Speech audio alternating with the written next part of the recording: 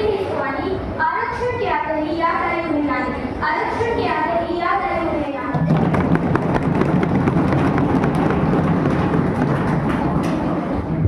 माननीय अध्यक्ष महोदय, आरक्षण से समाज में अलग अलग वर्गों के बीच दूरी बढ़ सकती है। लोग स्वयं को अलग अलग समूह में बांटना शुरू कर सकते हैं। हमें ऐसा समाज बनाना चाहिए जहां सभी नागरिक एक समान समझे जाएं और किसी प्रकार का विभाजन न हो। माननीय अध्यक्ष महोदय, चुनी हुई महिलाओं के साथ साथ महिला नेतृत्व में जागरूकता बढ़ेगी। यदि एक महिला शिक्षित होती है तो वह न केवल अपने परिवार को बल्कि पूरे समाज को बढ़ाने की ओर ले जाती है। माननीय अध्यक्ष महोदय, महिला आरक्षण का लाभ शहरों और राजनीतिक वर्ग की महिलाओं को मिल सकता है। गरीब और ग्रामीण महिलाओं तक इसका पूरा लाभ शायद न पहुंचे, इसलिए पहले शिक्षा और जागरूकता बढ़ाना अधिक आवश्यक है। माननीय अध्यक्ष महोदय, महिला आरक्षण भी केवल महिलाओं के हित का नहीं बल्कि पूरे देश और लोकतंत्र के हित का भी है। यह समाज और सशक्तिकरण की दिशा में ऐतिहासिक कदम है, इसलिए हमें इस बिल का पूर्ण समर्थन करना चाहिए। माननीय अध्यक्ष महोदय, यदि राजनीतिक दल वास्तव में महिलाओं को आगे बढ़ाना चाहते हैं तो वे स्वयं अधिक महिलाओं को चुनाव में टिकट दें। इसके लिए संविधान में आरक्षण जोड़ने की आवश्यकता नहीं है, यह राजनीतिक इच्छा शक्ति का विषय है। सियासत के बंद दरवाजे अब खुलने वाले हैं, सियासत के बंद दरवाजे अब खुलने वाले हैं। तुम्हारी कुर्सी किसके लिए? अब महिलाओं के दिन आने वाले हैं, आने वाले हैं।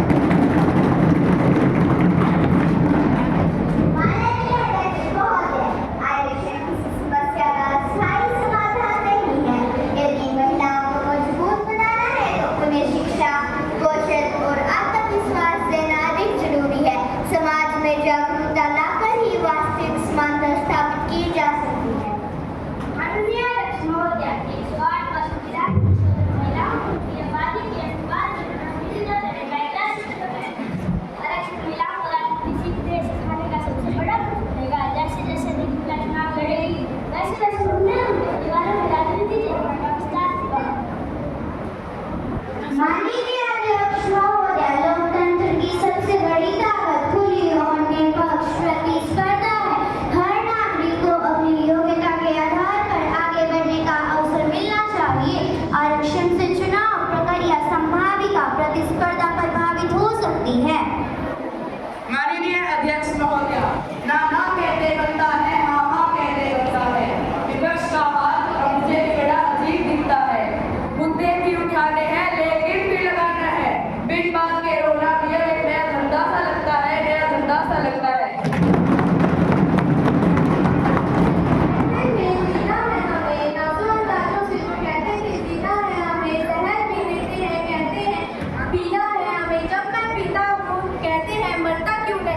जब मैं पीता हूँ कहते हैं मरता क्यों नहीं, जब मैं पीता नहीं तो कहते हैं कि जीना होगा, तो कहते हैं जीना होगा। माननीय अध्यक्ष महोदय, महिला आरक्षण में लोकतंत्र को मजबूत बनाता है। महिलाओं की भागीदारी बढ़ने से लोकतंत्र जीवन और समावेशी बनेगा। नारी शक्ति समाज और देश की प्रगति के आधारशिला है। महिलाओं को समान अवसर मिलने से राष्ट्र विकास की ओर बढ़ता है। यदि कड़ी सिखाने से आरक्षण होगी तो कुर्सियों के पुरुष अपनी बात पर वो अवसरों से वंचित महसूस कर सकते हैं।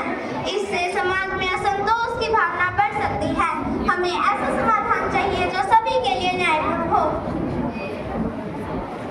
माननीय अध्यक्ष महोदय, यह संविधान निर्माताओं के समानता और न्याय को पूरा करने की दिशा में एक ठोस कदम है। माननीय अध्यक्ष महोदय, महिलाओं की राजनीतिक भागीदारी बढ़ाने के लिए सबसे पहले राजनीतिक जागरूकता बढ़ानी चाहिए। यदि महिलाएं राजनीति और प्रशासन को अच्छे से समझेगी तो वे स्वाभाविक रूप से नेतृत्व की भूमिका निभा सकेंगी। माननीय अध्यक्ष महोदय, रुवांडा, नॉर्वे, स्वीडन,